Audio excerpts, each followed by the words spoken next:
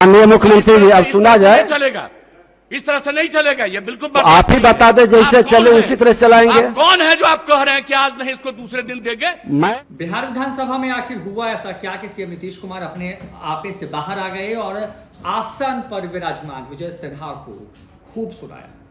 मुद्दा ऐसा था कि बिहार विधानसभा के सभी विधायकों को, चाहे वो सत्ता पक्ष का हो या विपक्ष का हो, सबको लगता था इस पूरे मामले के सामने आने के बाद सांप सूंघ गया। ऐसा पहली दफा नहीं था जब सीएम नीतीश कुमार को गुस्सा आया हो। साल 2020 के नवंबर में भी सीएम नीतीश कुमार तेजस्वी पर ऐसे ही गुस्सा हुए थे, लेकिन इस बार के गुस्से में एक अलग बात थी। क्या है इस पूरे गुस्से के पीछे में ललन सिंह का एंगल, और क्यों ललन सिंह को लेकर के सीएम नीतीश कुमार जो है विजय सिन्हा पर गुस्से में आ गए, आज बात इसी पर। नमस्कार, आपके साथ मैं रोहित कुमार। बिहार विधानसभा की वो तस्वीर देखिए जिसमें अचानक से सीएम नीतीश कुमार विजय सिन्हा के खिलाफ हो गए। दरअसल विजय सिन्हा अपने इलाके के एक मामले का जिक्र कर रहे थे। सदन में एक सवाल पूछा गया। सवाल ये कि सर, बिहार में सामूहिक तौर पर किसी की हत्या हो जाती है, उस मामले में जानकारी होते हुए भी पुलिस वाले कोई एक्शन लेते नहीं है। बस यही बात तो हो रही थी विधानसभा के अंदर। उसके बाद विजय सिन्हा ने भी अपने विधानसभा क्षेत्र जहां से निर्वाचित होकर के आते हैं, उस क्षेत्र के एक मामले का जिक्र किया। कहानी है 10 फरवरी 2022 की। बड़ी बात यह है कि 10 फरवरी को जो घटना हुई तो सरस्वती पूजा के वक्त की थी। बताया जा रहा है कि एक इलाके में 2 ऑर्केस्ट्रा कार्यक्रम आयोजित किया गया था और ये विधानसभा क्षेत्र विजय सिन्हा का है।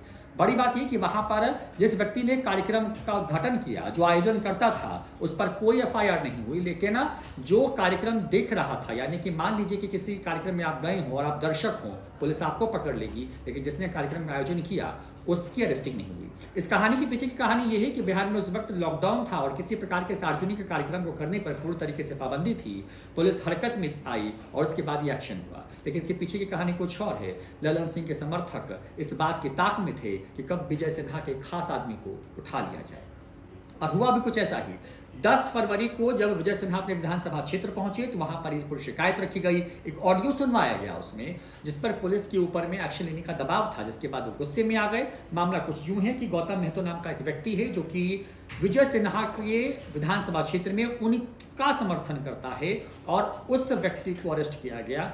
उस कार्यक्रम का आयोजन करने वाला ललन सिंह का करीबी बताया जाता है, लेकिन सरकार की हनक ऐसी कि ललन सिंह के किसी खास पर कौन हाथ डाले। शायद यही वजह है कि पुलिस ने उस कार्यक्रम में मौजूद करीब 2000 की भीड़ में से सिर्फ 2 लोगों को अरेस्ट किया।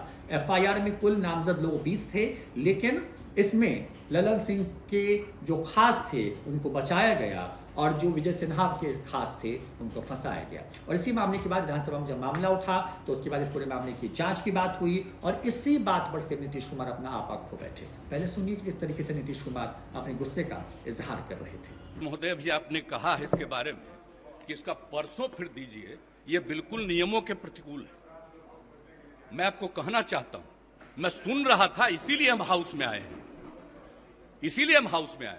ये काम है सरकार का जवाब देना, और मैंने ऑथराइज किया है अपनी तरफ से इनको इस बात के लिए करना। हम बैठ करके सुन रहे हैं, ये तो बता रहे हैं कि पूरी इंक्वायरी हो रही है, और जब पूरी इंक्वायरी हो रही है तो हो गया, ये हाउस का चीज है।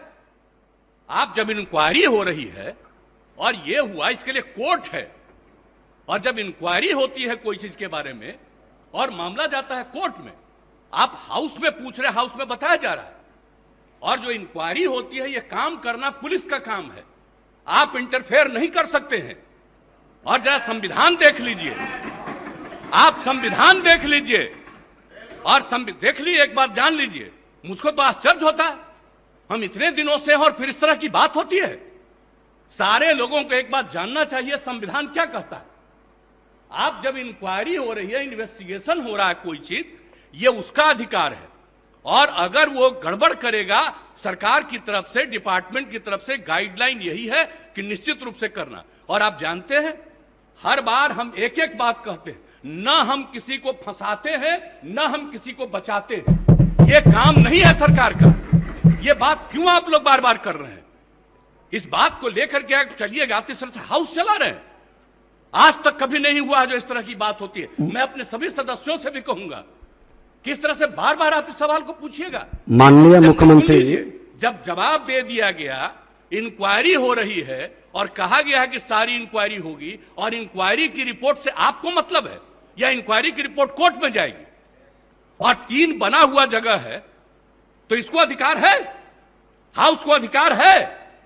आप हमको जरा बताइए तो। माननीय नहीं, कॉन्स्टिट्यूशन निकालिए। आप माननीय इस तरफ से हाउस मुख्यमंत्री जी, चलाइएगा। आसन की बात भी मुझे सुना बहुत जाए। तकलीफ हुई है। नहीं, आसन मैं की आज भी बात जान सुनी करके जाए। सुन रहा था, आप सुन लीजिए। मैं जान करके आज समय पर आकर के सुन रहा था। नहीं, आसन की भी बात नहीं, सुनी सुन जाए। लीजिए। आप एक एक बात जान लीजिए।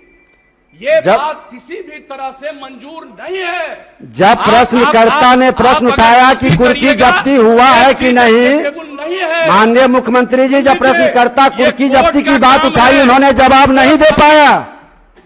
माननीय मंत्री जी, आपको जवाब नहीं दे पाए कुर्की जब्ती पर। सुन लीजिए, रिपोर्ट हाउस में सबमिट होता है, रिपोर्ट कोर्ट में जाता है।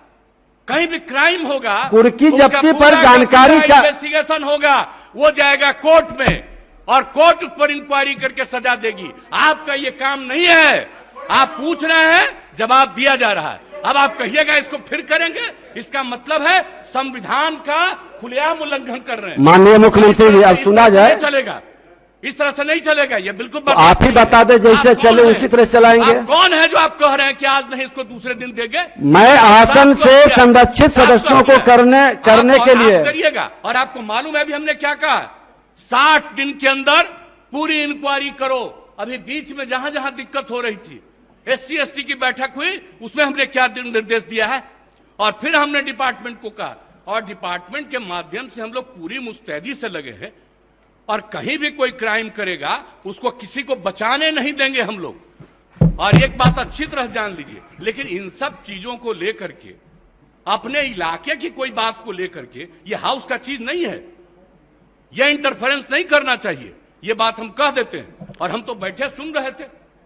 इसलिए आप इसके बारे में यह नहीं कह सकते हैं कि आज हो गया, आप इसके बाद फिर बताइए। अरे ये क्या बताएंगे, ये तो आपको बता ही रहे हैं। अब सुन लीजिए, अगर ये बात हुई है, मैं निश्चित रूप से आज भी पूछूंगा डिपार्टमेंट से, आज भी मैं पूछूंगा कि इतना तेजी से क्या कोई दिक्कत हुई है। मैं इसके बारे में इसके बारे में पूरी जांच करूंगा।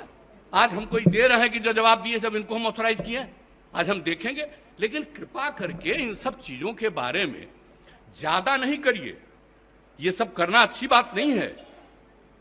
तो इसलिए हम इतना ही कहेंगे, आग्रह करेंगे कि जो चीज जिसका अधिकार है और जो चीज जो करना है, हाउस में कुछ भी पूछ सकते हैं, हाउस में जवाब दिया जाता है।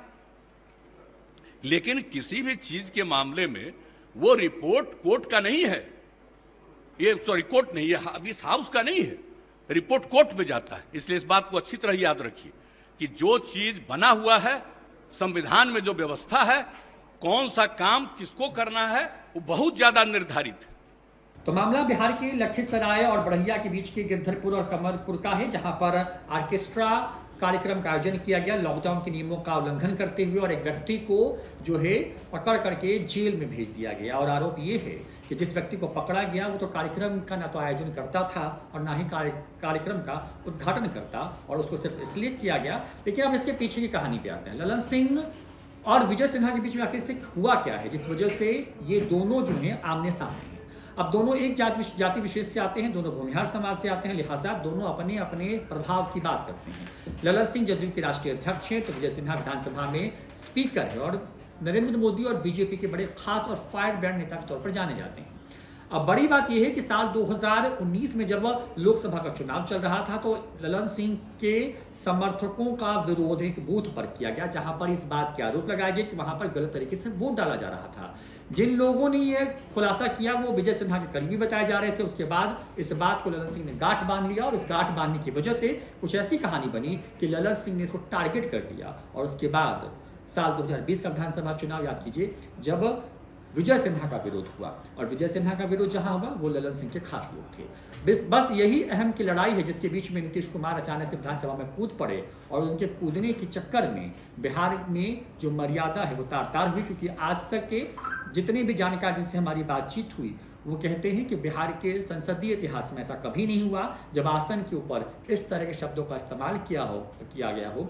बहुत लोग तो कहते हैं कि विजय सिन्हा ने धैर्य का परिचय दिया, लिहाजा विजय सिन्हा जो हैं वो शांत रहे, लेकिन बाद के वक्त में जो तल्खियाँ नीतीश कुमार विजय सिन्हा के बीच में उभर के सामने आई हैं, उसके पीछे ललन सिंह बताए जा रहे हैं और कहा यह जा रहा है कि ये गांठ अब पड़ चुकी है बीजेपी और जदयू के बीच में। आपको क्या लगता है, कमेंट करके जरूर बताएं। फिलहाल इस वीडियो में इतना ही। नमस्कार।